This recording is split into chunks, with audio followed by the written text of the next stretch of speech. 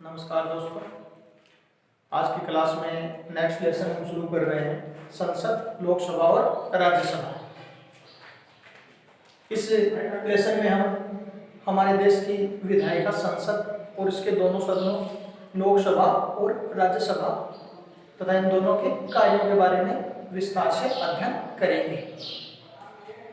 सर्वप्रथम हम बात करते हैं विधायिका की।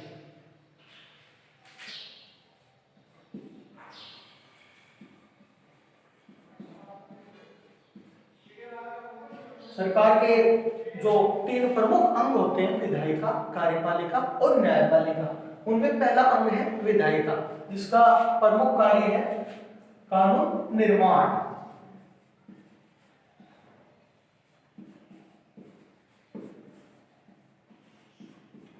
हर देश में विधायिका का अलग नाम है। सबसे पुरानी विधायिका है ब्रिटेन की, जहां इसे पार्लियामेंट कहा जाता है।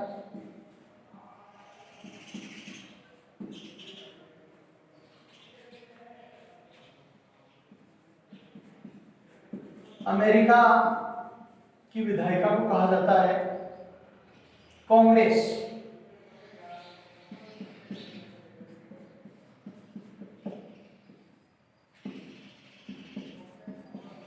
जापान में डायट और हमारे भारत में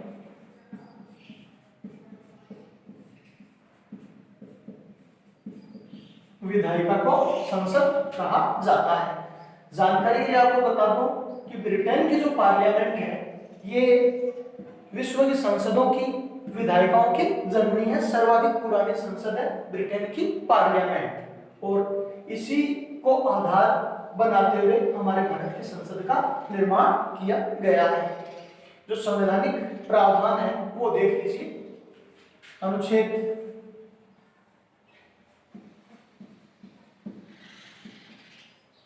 79 के अनुसार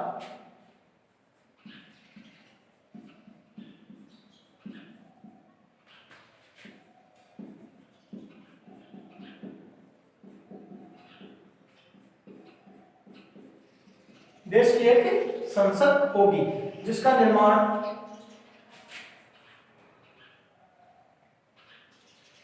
लोकसभा,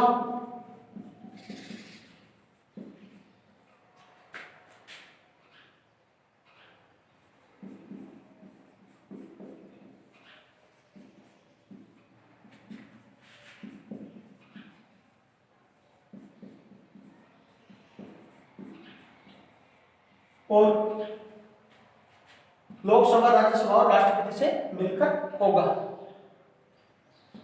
अर्थात अहम बात जो ध्यान में रखने की है कि जो संसद है वो केवल लोकसभा और राज्यसभा से मिलकर नहीं बनती, राष्ट्रपति इसका अभिन्न अंग होता है।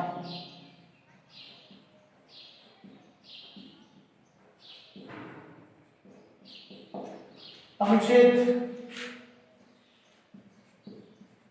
80 में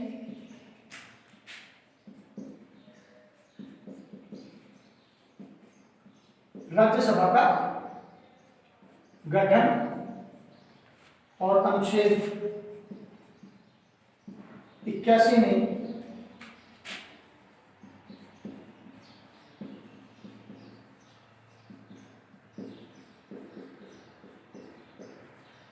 लोकसभा का गठन वर्णित है।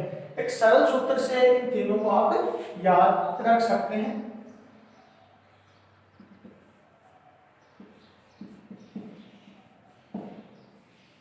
सरल से संसद अर्थात देश की एक संसद होगी, जिसका निर्माण लोकसभा, राज्यसभा और राष्ट्रपति से मिलकर होगा। र यानी राज्यसभा का गठन और ल लोकसभा का गठन। इनके लिए याद रखने के जो अनुच्छेद है वो 79, 80 और 81 है। तो सबसे पहले हम बात करेंगे लोकसभा के गठन की।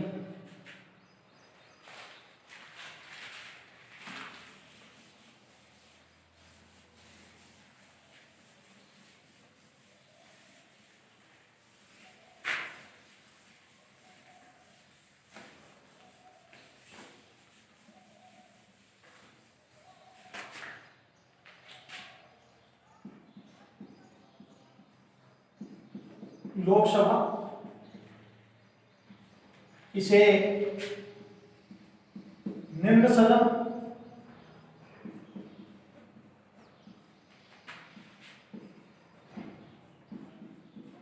जनता का सदन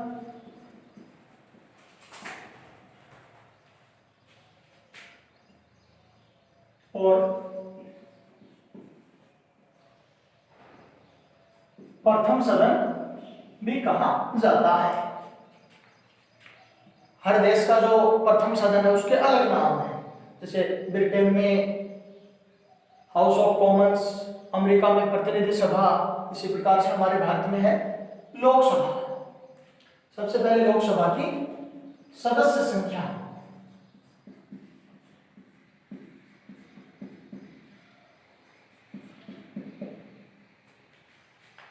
सदस्य संख्या की हम बात करें तो समय समय पर लोकसभा की जो सदस्य संख्या है वो बढ़ाई गई है। वर्तमान सदस्य संख्या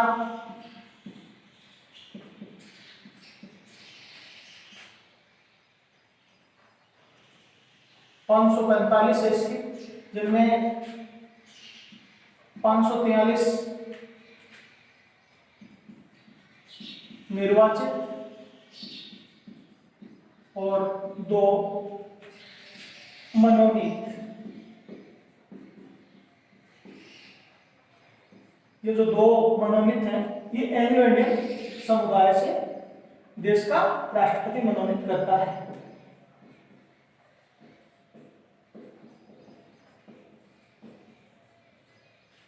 जब राष्ट्रपति को ये लगे कि लोकसभा में एंग्लो इंडियन समुदाय को पर्याप्त प्रतिनिधित्व प्राप्त नहीं है तो राष्ट्रपति 2 सदस्यों को लोकसभा में मनोनीत कर सकता है। अधिकतम सदस्य संख्या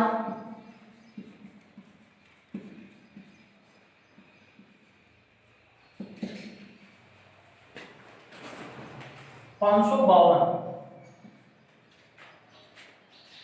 यानी 550 निर्वाचित और 2 मनोनीत, वही एंग्लो इंडियन समुदाय से। यदि हम सदस्य संख्या की बात करें तो सर्वाधिक सदस्य संख्या लोकसभा की उत्तर प्रदेश से है।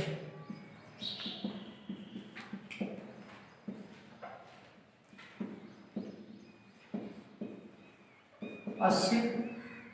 हमारे राजस्थान की बात करें तो राजस्थान से 25 सदस्य और जो छोटे राज्य हैं उनसे केवल एक सदस्य हैं। केंद्र शासित प्रदेशों में सर्वाधिक सीटें दिल्ली को मिली है 7 सीटें। सदस्य संख्या के बाद हम बात करते हैं लोकसभा का सदस्य बनने की जो योग्यताएं हैं।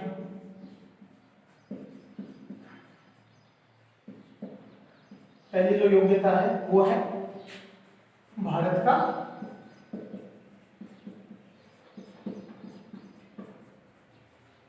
नागरिक हो, दूसरी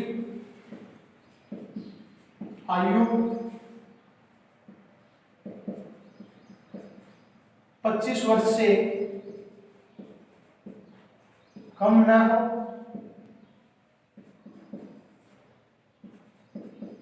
पागल या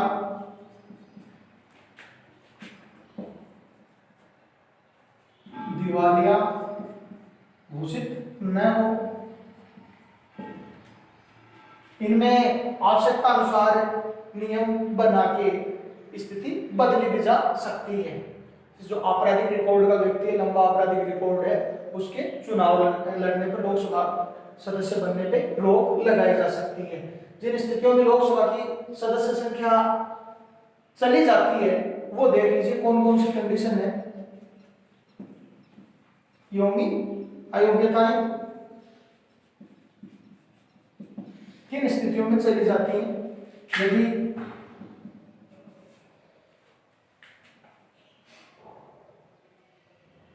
दूसरे सदन अथवा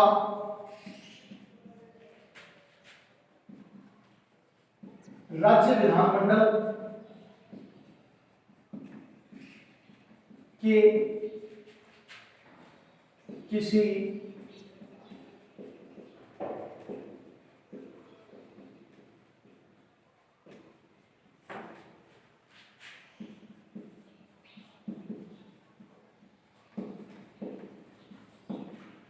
यदि संसद का कोई लोकसभा का कोई सदस्य राज्यसभा की सदस्यता ग्रहण कर लेता है या राज्य विधानमंडल के दोनों सदनों विधानसभा या विधान परिषद में से किसी एक सदन की सदस्यता ग्रहण कर लेता है तो उसे दोनों में से एक सदस्यता छोड़नी होती है, चाहे तो वो लोकसभा की छोड़ दे या फिर बाद में इनमें से जो सदस्यता ग्रहण की है वो छोड़ दे। दूसरी जो है वो लगातार 60 दिन तक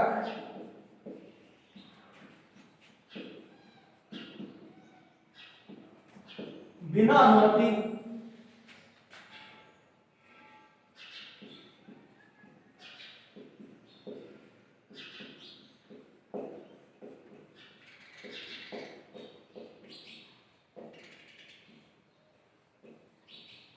सदन की बैठकों से गायब रहना है।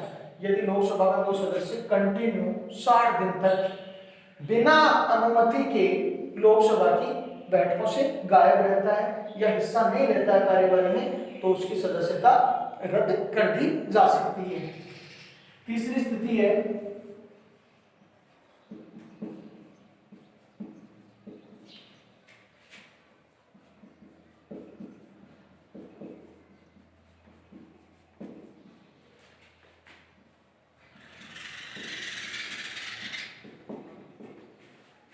दल बदल का दोषी पाए जाने पर। यदि लोकसभा का कोई सदस्य अपना मूल दल छोड़कर दूसरे दल में शामिल होता है या विहित का उल्लंघन करता है तो वह सदस्यता खो सकता है। लोकसभा अध्यक्ष को यह शक्ति प्राप्त है कि वो उसकी सदस्यता रद्द कर सकता है। ये हो गई योग्यताएं और योग्यताएं जिन स्थितियों में लोकसभा की सदस्यता चली जाती है।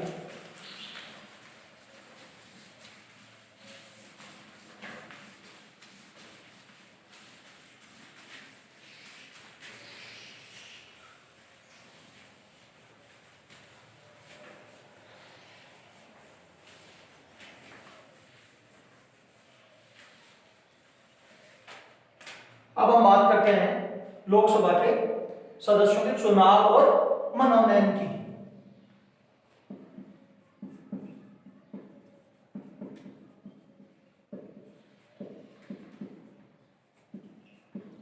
चुनाव और मनोनयन में सर्वप्रथम चुनाव की बात करते हैं। लोकसभा सदस्यों का जो चुनाव है वो प्रत्यक्ष रूप से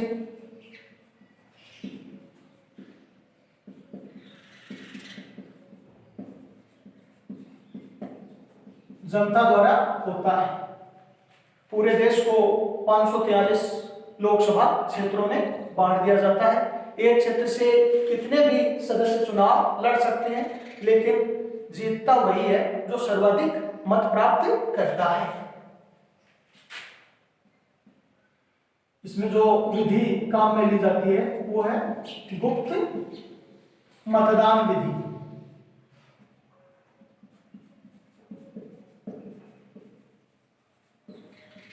सर्वाधिक मत प्राप्त करने पर जीत हासिल होती है। जो अंतर है वो कोई मायने नहीं रखता, चाहे एक वोट का हो चाहे लाखों वोटों का हो। जो सबसे ज्यादा वोट प्राप्त करता है उसे ही जीत हासिल होती है। जो मनोनयन है उसका पावर राष्ट्रपति के पास है। यदि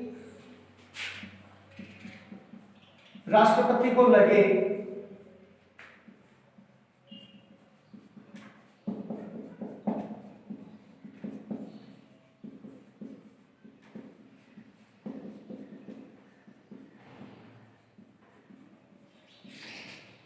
कि लोकसभा में एंग्लो इंडियन समुदाय को, आंध्र भारतीय समुदाय को पर्याप्त प्रतिनिधित्व प्राप्त नहीं है तो वो अधिकतम 2 सदस्य इसमें मनोनीत कर सकता है। चुनाव और मनोनयन के बाद बात करते हैं कार्यकाल की।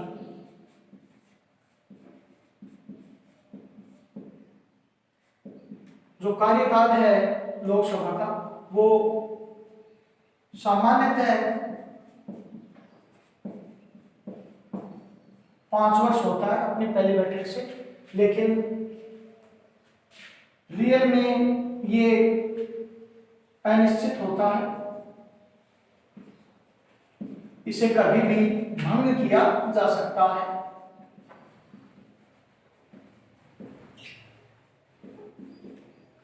यानी जो संविधान का अनुच्छेद 85 है उसके अनुसार राष्ट्रपति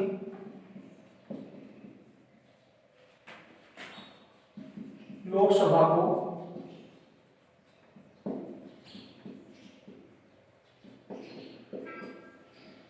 भंग कर सकता है।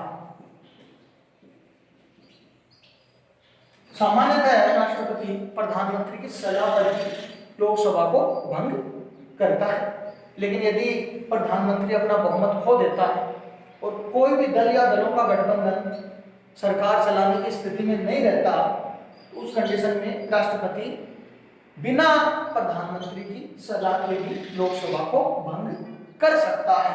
अब तक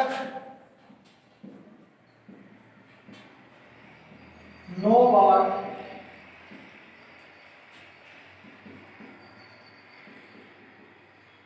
लोकसभा को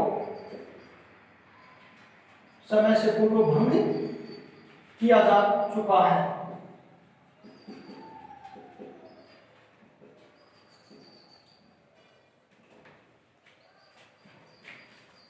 इसलिए लोकसभा का जो कार्यकाल है वो निश्चित नहीं है। आवश्यकता पड़ने पर जो लोकसभा कार्यकाल है वो 1 साल के लिए बढ़ाया भी जा सकता है। अब तक केवल एक बार लोकसभा का कार्यकाल बढ़ाने की नौबत आई है।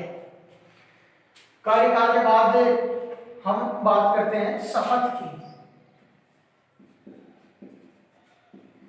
लोकसभा के सदस्यों को शपथ दिलाता है प्रोटेम स्पीकर।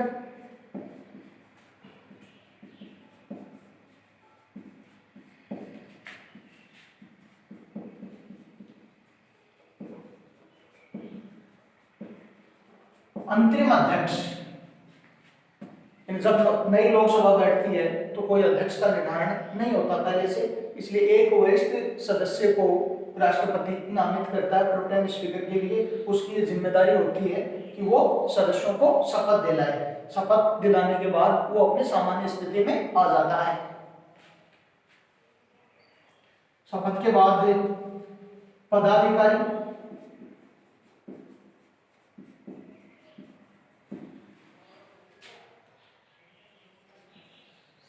अध्यक्ष और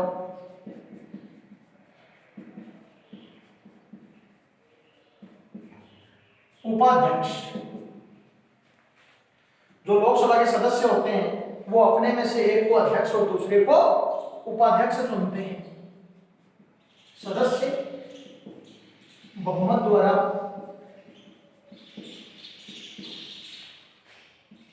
अपने में से इनका चयन करते हैं। सबसे अहम जो बात यह है कि लोकसभा का अध्यक्ष जो है वो लोकसभा का सदस्य ही होता है, लेकिन राज्यसभा का सभापति राज्यसभा का सदस्य नहीं होता। भारत का उपराष्ट्रपति राज्यसभा का पदेन सभापति होता है। तो ये जो जानकारी वो बहुत ही अहम है। अध्यक्ष की तरह उपाध्यक्ष का चुनाव होता है। 2 सदस्य होते हैं, एक को अध्यक्ष और दूसरे को उपाध्यक्ष चुना जाता है। अब हम बात करते हैं अध्यक्ष के कार्यों की।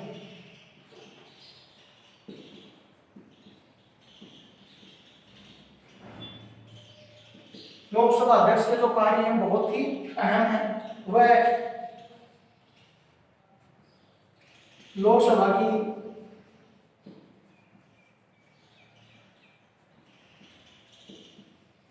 बैठकों का संचालन करता है,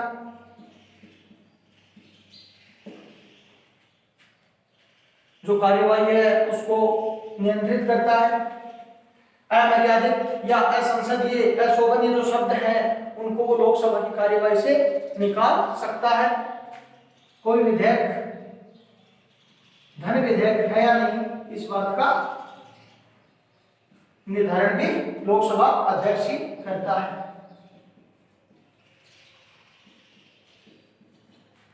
और लोकसभा के सदस्यों की योग्यता और अयोग्यता के बारे में निर्णय करता है।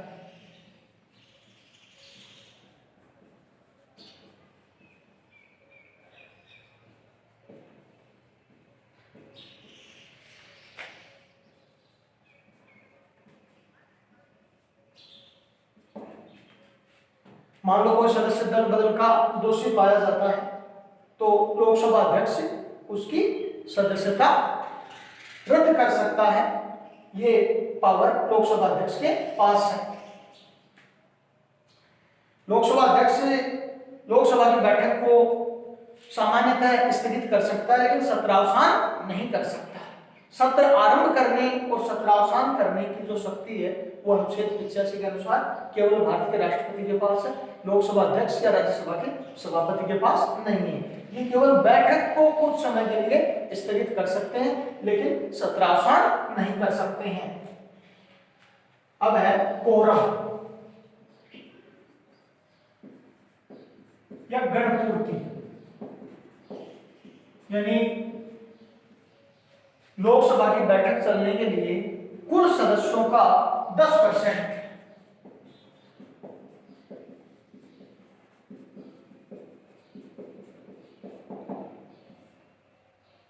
मौजूद होना आवश्यक है।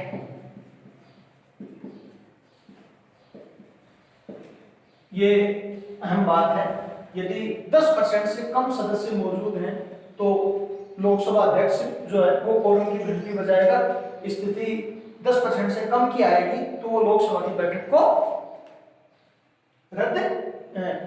स्थगित कर सकेगा। इस प्रकार से ये है आपकी लोकसभा की संरचना।